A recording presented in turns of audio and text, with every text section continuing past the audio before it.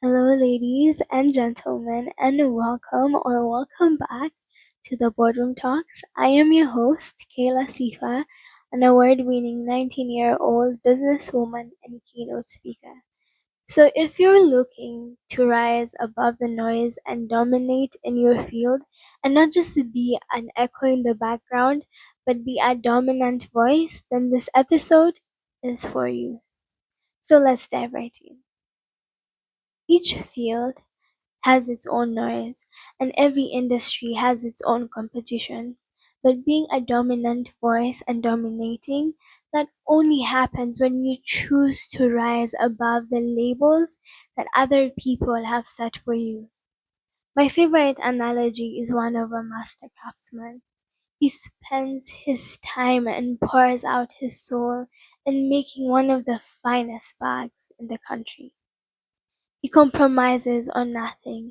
He compromises not on time, so that means he spends days and months, so much of his time ensuring that each stitch, each layer, each fabric that he uses is top tier.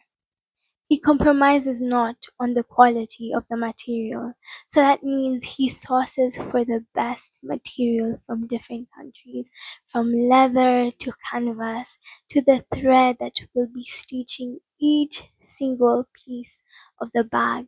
He compromises not on the materials. And so when he's finally done, a merchant passes by. He is so excited and ecstatic about this beautiful product. So excited, he hurriedly buys the bag. He doesn't even bother to ask for a discount because he understands and knows the true value of this bag. Before long, he sets it up in his shop, excited for high-end buyers who'd be passing by to buy it. Unfortunately, there was no buyer. So a month passes by, and later 2 months pass by. Still no buyer, so he decides to give it a 10% discount. After that, another month passes by, and later another 2 months pass by. Still no buyer. So he decides to give it 20% off, trying to discount it to make it easier for customers to come and buy it. Later on, he discounts it 30%, 40, 50, 75, and before long, this luxury item makes it to the clearance shelf. And you know what's so interesting about this story is that so many of us, including myself, have fallen into the trap of discounting our price, our value. We fall into the trap of making it easier for other people, companies, people to buy into the time and hard work we have spent refining our craft, the hours, the sacrifices that we have done to become good and help dominate in the field. Unfortunately, this is how most of us live our lives. But in order to dominate, I learned two powerful keys that are non negotiable and that are so important in order to dominate. Number one is knowing your value. Knowing your value is the core and crux of being able to dominate in your field. I'll never forget being young and so naive. I was so excited about business and public speaking. And because I began so early, I had not the experience of years, but only the experience of mentors. And so I was taught about understanding your value, or else other people would take advantage of you. But because I was young and still so excited, I had not fully understood what it meant. So, being young and naive, I would take any single opportunity that would come my way, both public speaking and business opportunities. And sooner than later, I found out and discovered that I began to spread myself too thin.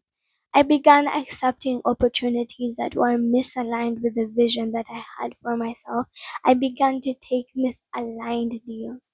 And so sooner than later, I began to become spread too thin, which meant that my focus was deterred from my original goals that I had set. Number two, it eroded my credibility. The more I kept on doing things that were misaligned with who I was as a person, who I was as a business leader, who I was as an entrepreneur, or who I was as a business speaker, the more it eroded my credibility. However, at the time, to me, it seemed like I was doing the grinding, I was putting in the hustle, but no. What I discovered was that I was both eroding my credibility, and number two is that I was getting distracted, which deterred my focus. And so the moment that I started walking away from those opportunities, the moment I began rising. Because the more I began saying no to misaligned opportunities, two things came by. Number one, I had more time to focus on what really mattered. I was not spreading myself too thin, doing so many things, spending so many hours on so many things, delivering so much and getting so little. Number two is that I increased value for what I do as a person, which meant people were willing to pay more for what I did. So the more I began focusing on one specific area and not spreading myself too thin, the more people saw value in what I did, and the more they were willing to pay more, and they were willing to pay for what I was asking in order for us to do or work together. Number two is that if you have nothing to lose, you have every single thing to gain. This is an important lesson that my father taught me. Being young, like I said, I was so naive. I would hold everything so close to my heart, opportunities so close to my heart, and so that meant that I was easily taken advantage of. And unfortunately, the thing is, the most hungry people, they could settle for anything. They settle for the least.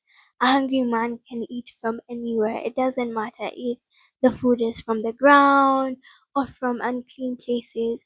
And so that's the same in business. When you're hungry, people take advantage of you because you're too desperate to say no to some certain deal.